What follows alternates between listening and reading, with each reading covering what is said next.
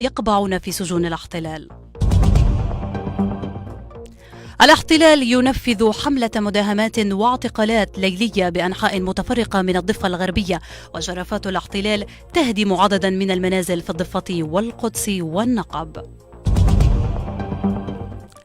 الرئيس الصهيوني يكلف اليوم نتنياهو بتشكيل الحكومة الجديدة، والبنك الدولي يدعو لحل أزمة أموال المقاصة الفلسطينية بأسرع وقت. من العناوين إلى التفاصيل.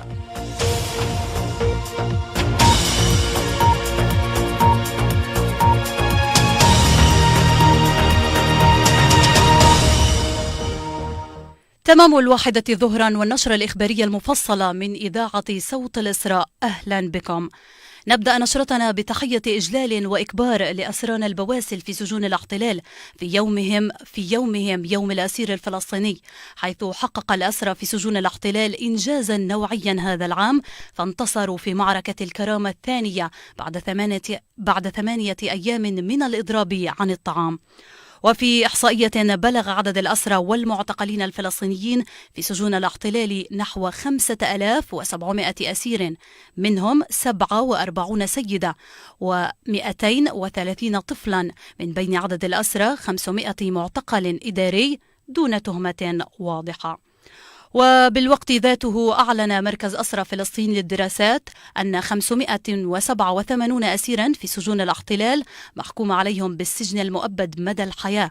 وأوضح المركز بمناسبة يوم الأسير الفلسطيني أن أعداد الأسرى المحكومين بالمؤبدات في سجون الاحتلال ارتفعت خلال انتفاضة القدس، لافتا إلى أن من بين مجموعة أسرى المؤبدات 46 أسيرا هم عمداء الأسرى، مما أمضى أقلهم 20 عاما خلف القضبان. بذات السياق تعتزم إدارة مصلحة سجون الاحتلال نقل إحدى قادة حركة حماس إلى العزل الانفرادي بتهمة إجراء مكالمات هاتفية مع رئيس المكتب السياسي لحركة حماس إسماعيل هنية في غزة. وقالت صحيفة هارتس إن مصلحة السجون أبلغت الأسير عباس السيد قرار نقله عقابا له، فيما سيتم أيضا نقل عشرات الأسرى إلى الجناح الذي تم فيه تثبيت أجهزة التشويش الخلوي. وخلال اتصال مع إذاعتنا أكد القيادي في حركة الجهاد الإسلامي والأسير المحرر فؤاد الرزام أن الاحتلال يحاول دائما أن ينغصوا عن الأسرى بعد كل معركة يخوضونها، معلقا على قرار عزل السيد. الاحتلال بشكل عام لا يسلم دائما بانتصار الأسرى على السجان، لذلك هو يحاول بعد أن يفك الأسرى إضرابهم عن الطعام، يحاول النيل منهم والتراجع عن بعض التفاهمات التي تتم، لأنه هذا الاحتلال ليس له عهد ولا ذمة ولا يثق الأسرى والمعتقلون في هذا الاحتلال الإسرائيلي. لذلك الأسرى سيقفون أيضا سدا منيعا ووقفة واحدة في وجه هذا الاحتلال الإسرائيلي في محاولة عزل عباس السيد أو غيره من الأسرى والمعتقلين في السجون. ميدانيا بالضفة المحتلة شنت قوات الاحتلال الصهيونية فجر اليوم حملة اعتقالات طالت 11 مواطنا من محافظة الضفة الغربية المحتلة، حيث داهمت قوات الاحتلال بلدة عزوان شرق قلقيلية واعتقلت 4 شبان وطفل من البلدة، فيما اندلعت مواجهات بين الشبان وجيش الاحتلال الذي أطلق قنابل الغاز المسيلة للدموع، ما أدى لإصابة عددا من المواطنين بالاختناق. كما واعتقلت قوات الاحتلال 7 مواطنين بينهم أسيرا محرر وشقيقان، وسلمت شابا بالغا لمراجعة مخابراتها. إلى ذلك هدمت قوات الاحتلال فجر اليوم منزل الشهيد صالح البرغوثي في بلدة كوبرا شمال مدينة رام الله.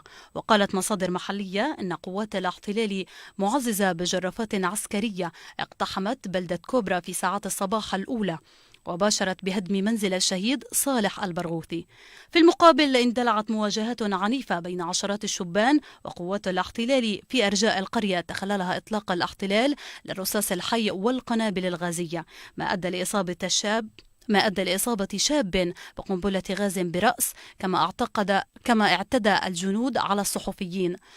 في ذات السياق رفضت المحكمة العليا الصهيونية مساء أمس التماسا قدمته عائلة الشهيد عمر أبو ليلى في سلفيت ضد هدم منزلها. وبحسب موقع يدعوت أحرنوت فإن المحكمة سمحت للجيش بالعمل على هدم المنزل كجزء من عملية الردع ضد منفذي العمليات. وفي الأثناء هدمت جرافات الاحتلال صباح اليوم قرية العراقيب مسلوبة الاعتراف في النقب الفلسطيني المحتل عام 48 للمرة 142. وقال الناشط سليم العراقيب أن جرافة الهدم مدعومة بعشرات سيارات الشرطة وقواتها أخرجت أهالي القرية عنوة من منازلهم وأتت عليها، مؤكدا أن قوات الاحتلال اعتدت على أهالي القرية قبيل عملية الهدم وطول مدة تواجدها في القرية منذ ساعات فجر اليوم. وبالانتقال إلى قطاع غزة، أفاد نقيب الصيادين نزار عياش إن سلطات الاحتلال الإسرائيلي سمحت بتوسيع مساحة الصيد المسموحة ل15 ميلا بحريا في بحر قطاع غزة. وقال عياش إن الارتباط الفلسطيني أبلغهم بتوسيع مساحة الصيد من ميناء غزة حتى مدينة رفح جنوب القطاع إلى 15 ميلا بحريا. ومن المقرر أن يجري جيش الاحتلال اليوم مناورات عسكرية جوية وبرية شرق ووسط قطاع غزة، وستشمل المناورات حركة كثيفة للطائرات المروحية ووسائل جوية من نوع باكيا. في العاصمة المحتلة القدس شرعت آليات تابعة لبلدية الاحتلال في القدس تحرسها قوات عسكرية معززة صباح اليوم بهدم منزل ومخازن يعودان للمواطن عز الدين برقان في حي وادي يسوال ببلدة سلوان جنوب المسجد الأقصى المبارك بحجة البناء دون ترخيص. وأفادت مصادر محلية أن المواطنين تصدوا لطواقم البلدية واشتبكوا معهم بالأيادي خلال محاولاتهم لمنع عملية الهدم. سياسيا، قال رئيس الوزراء الفلسطيني محمد شتاية أن الإدارة الأمريكية برئاسة دونالد ترامب تشن حرب مالية ضد الفلسطينيين بهدف إجبارهم على الاستسلام. وأضاف خلال مقابلة صحفية أن حكومته تسعى لتطوير القطاعات الزراعية والاقتصادية والتعليمية بطريقة تحد من اعتماد الاقتصاد الفلسطيني على الكيان الصهيوني، لافتا إلى محاولته للحصول على دعم مالي من مانحين عرب وأوروبيين بدلا من الدعم الأمريكي.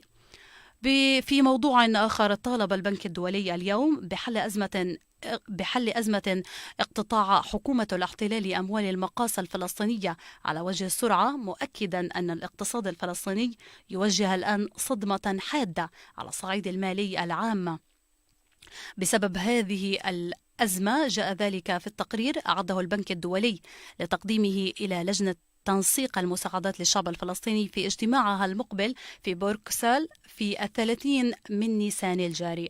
صهيونيا، من المقرر أن يكلف الرئيس الصهيوني ريفلين اليوم بنيامين نتنياهو بتشكيل الحكومة الجديدة بعد حصوله على تأييد أكبر من الأحزاب المختلفة التي أوصت بها رئيسا للوزراء على حساب منافسه جينيتس زعيم حزب تحالف أزرق أبيض.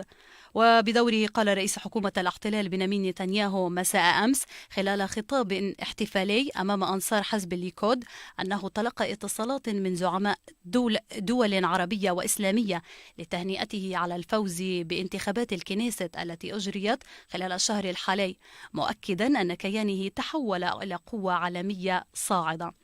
في الشأن العربي والدولي، نشر مبعوث الرئيس الأمريكي إلى الشرق الأوسط جينيس غيرنابلات مساء أمس صورة جديدة للخريطة محدثا لدورة الكيان المزعومة.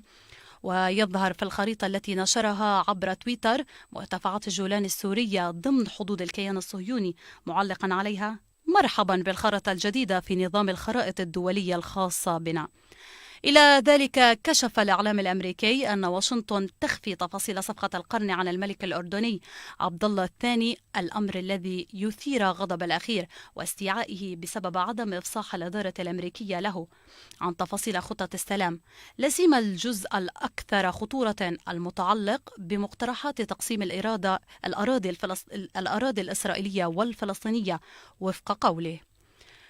بموضوع منفصل، أقر البرلمان المصري تعديلات دستورية تشمل تمديد فترة ولاية الرئيس عبد الفتاح السيسي الحالي إلى 6 سنوات والسماح له بالترشح بعدها لفترة جديدة مدتها 6 سنوات أخرى تنتهي في عام 2030. ومن المقرر أن تطرح التعديلات الدستورية في استفتاء شعبي قبل نهاية نيسان الجاري بعد موافقة ليبرمان عليها في التصويت.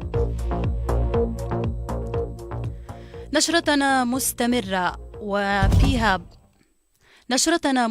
وفيها بعد الفاصل العالم يشهد ظاهرة القمر الوردي الجمعة.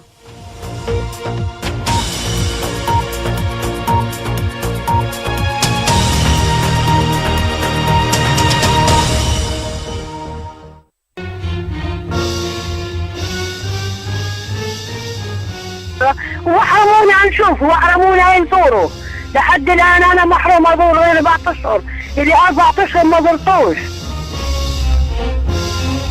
أهم ابني قضية ابني أولى من قضايا، لأنه هذا مش ضايل بيمشي على الكليل يروق على الكليل نشوفه مسكين كاس طيب بدينا. أنا طيب بدناش يروح علينا جنازة، أنا بدي يروح علي جنازة، أنا بدي يروح علي جنازة. العذابات كانت تطول الجميع، لا فرق بين امرأة ولا رجل ولا شاب ولا امرأة حامل ولا أم بداخل السجون. هناك عذابات كثيرة، هناك إهمال طبي واسع وملموس في صفوف الأسرى والأسيرات. هناك ما يسمى بمشفى الرملة ولكنه سجن يجرى به حقول التجارب على أسرانا. آخر كلام عن هالكلمة، عندك ورم في الكبد. طيب اللي عنده ورم في الكبد مش بده عملية يعملوا له عملية أو يعالجوه أو يشوفوا له حاجة، ما له حاجة يما.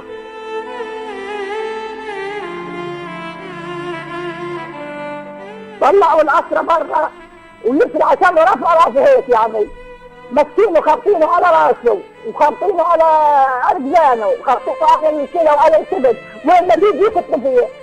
الدكتور قال لي هذا مريض هذا معه سرطان وما بيقدروا فيه.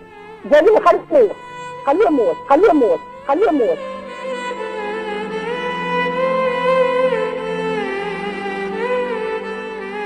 نتحدث عن جرائم حرب تمارس بحق أسرانا في التعذيب. 207 من شهداء الحركة الأسيرة نصفهم قضى نتاج التعذيب ونصفهم الآخر نتاج الإهمال الطبي أو إطلاق الرصاص عليهم في داخل ساحات السجون، حيث سقط 7 شهداء في هذه الوقائع.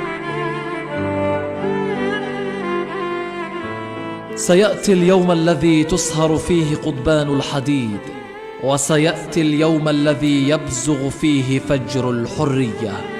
أسرانا أنتم في العيون. إذاعة صوت الإسراء من غزة.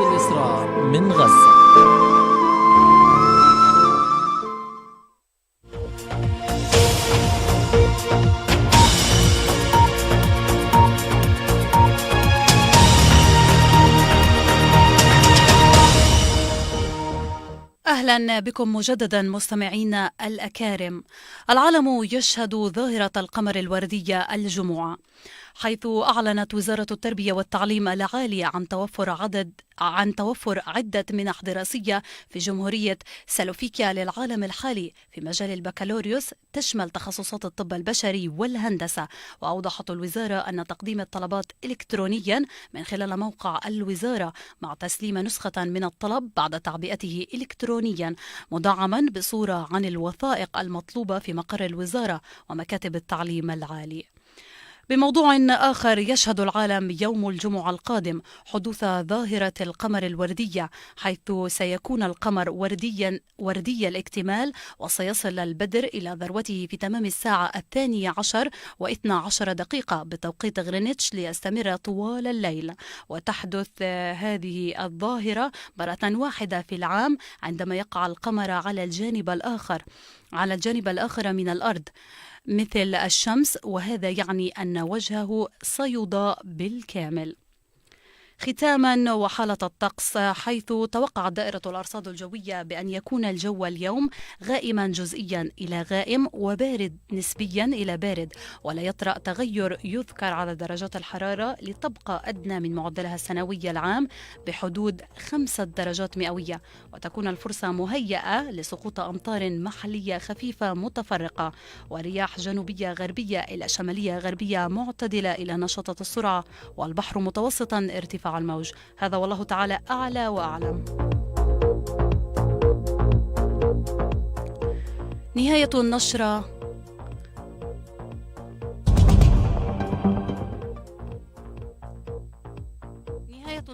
عودة بالعناوين.